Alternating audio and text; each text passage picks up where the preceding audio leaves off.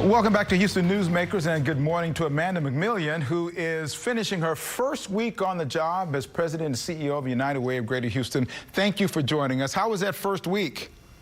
It's been a very busy first week, as you can imagine. I can, absolutely. COVID-19 has been a big part of the United Way's effort going forward here. And as you step into that, talk a little bit about how that program is working, because you as an organization have a big responsibility in helping disseminate some of those funds.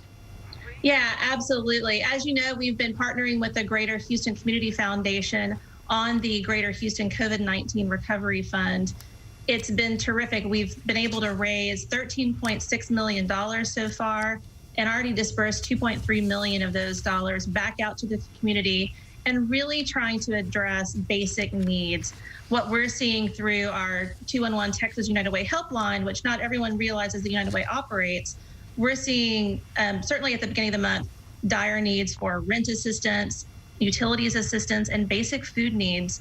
And so really a lot of those dollars are being distributed out to help the most vulnerable right now with those immediate needs. United Way has been relevant for so many years, and it continues to be relevant in so many ways. You found that people kind of give their money differently these days. They used to give just blanket to the United Way, and they start giving more specifically to their own organizations. But talk a little bit about how the United Way really does a great job of vetting organizations that you give money to, and how you stay in contact with making sure they're effective and efficient. Yeah, absolutely. One of the things that actually drew me to this opportunity to join the team at the United Way was the potential for the United Way to have exponential impacts in our community. We get this bird's eye view from 211 and other data we look at that enables us to see the entire landscape and make sure we're carefully investing dollars in the right places to help the most vulnerable in our community.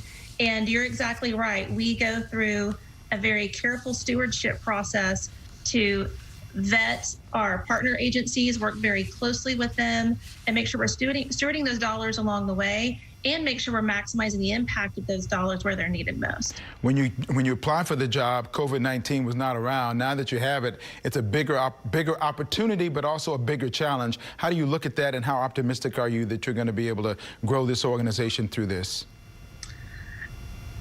One of the things that United Way also does really well is disaster relief. And even though COVID-19 wasn't, the full effects of that weren't being felt during that process where I was interviewing, I had already seen all of the amazing work that had been done during Harvey and other times of crisis. So if I didn't know about that crisis, I knew another one would be coming. Hurricane season is not too far away at this point, as you know. So for me, I already knew that United Way played that critical role.